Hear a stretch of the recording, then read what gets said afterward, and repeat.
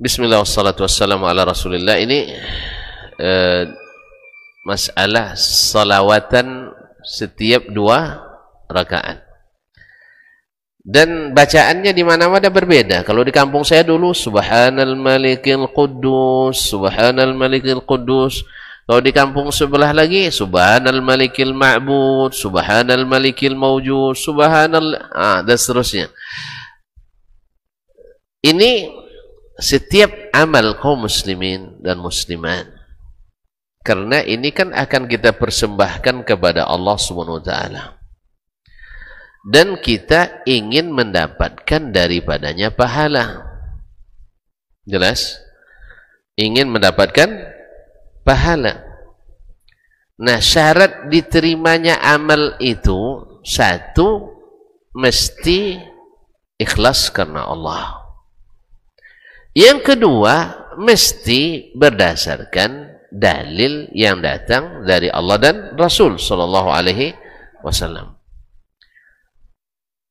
Lalu kita katakan, sebagian mengatakan, daripada diam-diam aja lebih baik berselawat. Ilmu itu kaum muslimin tidak hanya dengan daripada lebih baik. Tidak bisa begitu. Atau dengan umumnya anjuran selawat ke Nabi alaihissalatu wassalam. Nabi memang menganjurkan kita untuk banyak berselawat. Itu tidak kita pungkiri. Cuman yang mengatakan ini, berselawatlah kalian kepadaku banyak-banyak. Allah juga perintahkan berselawat dan salamlah kepada Nabi banyak-banyak. Nabi menyampaikan ini lalu tidak dipraktekkannya atau dia praktekkan? Artinya Nabi menyuruh kita berselawat, Nabi juga mengucapkan selawat pun enggak? Saya ulang lagi, mungkin belum dipahami. Ketika Nabi mengatakan atau menganjurkan berselawat, Nabi ajarkan enggak kepada sahabat caranya? Diajarkan caranya? Dipraktekkan enggak oleh sahabat? Dipraktekkan. Baik, kan Nabi bukan hanya kasih perintah, beliau juga eksekutor dalam segala amalan kita. Datang perintah salat, disuruhnya salat. Lalu beliau sebutkan, sallu kama ra'aitumuni wasalli. Lalu Nabi menganjurkan kita berdoa, beliau juga mengajarkan doa itu di tempat dan waktu serta bahkan sebagian bacaannya. Jadi beliau ajarkan.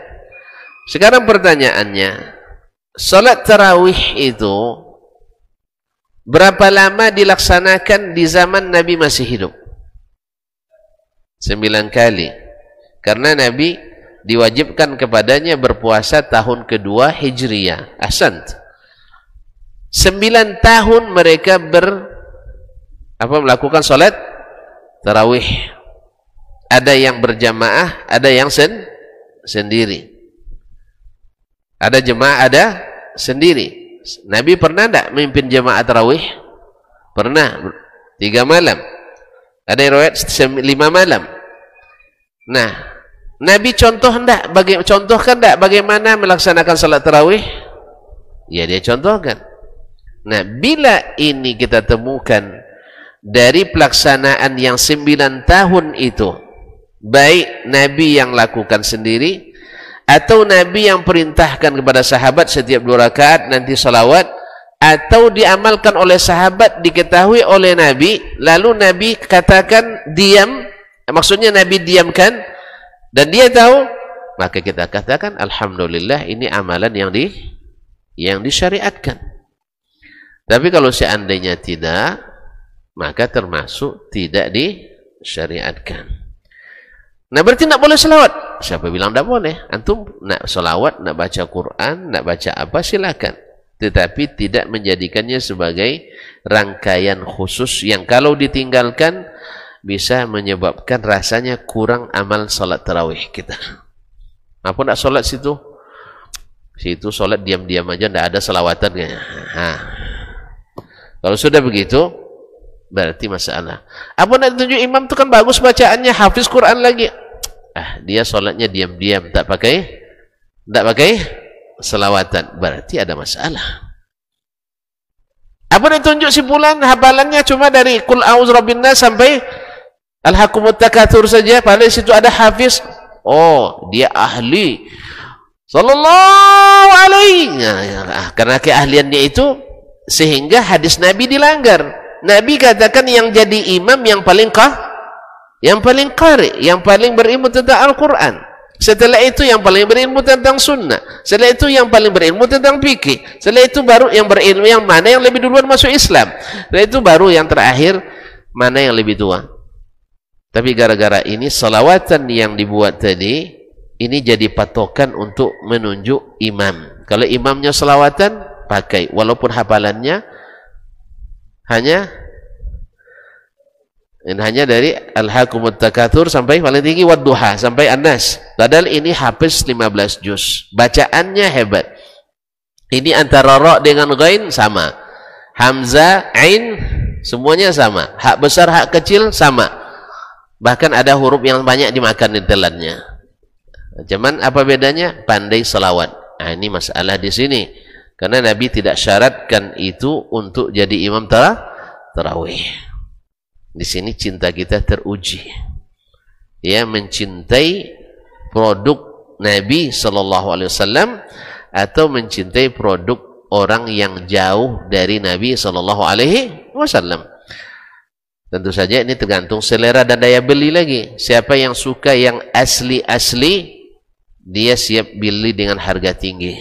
Tapi yang suka yang imitasi, yang penting murah asal meriah. Jadi kalau nak selawat silakan. Seantar 2 rakaat saya baca selawat, tidak ada yang dilarang, tidak ada larang. Asal nak baca subhanallah walhamdulillah wala ilaha illallah akbar, silakan. Atau nak saya isi dengan baca Quran 1 juz antara 2 rakaat, tapi tidak sempat ya. Tidak sempat. Kalau di sana sempat. Saya pernah sholat di Hail, sholat malamnya, sholat 2 rakaat, 4 rakaat, habis itu istirahat. Kalau nak tidur antum sempat. Ya begitulah, nak makan dulu, masak dulu, tapi jangan masak yang banyak-banyak ya. Masak telur goreng, kemudian masak rice cooker. Insya Allah sempat makan, baru masuk ke rakaat ke-5 dan ke-6. Karena memang tarawih itu kan santai, bukan berkejar-kejar. Tarawih itu santai, makanya ya bukan target cepat selesai, tapi target hebat selesai. Karena apa? Karena yang dinilai Allah nanti bukan siapa yang paling cepat, tidak, tapi siapa yang paling hebat. Liyabluwakum ayyukum ahsanu amala. Dan kita sepakat tidak ada amalan yang lebih hebat dari amalan Nabi sallallahu alaihi wasallam. Dan beliau yang paling bertakwa, beliau yang paling beriman, beliau yang paling berilmu. Mudah-mudahan cinta kita juga lulus di sini. Jangan pahami tak saya melarang salawat, tidak. Tidak, demi Allah saya menganjurkan banyak-banyak berselawat kapanpun, baik di salat malam ataupun di waktu kita sedang bekerja, sedang berjalan, sedang apa, banyak selawat ke Nabi alaihi salatu wassalam. Tapi menjadikannya sebagai bagian tak terpisahkan dari salat tarawih, ini melanggar sunnah Nabi sallallahu alaihi wasallam. Sekira jelas? Jelas,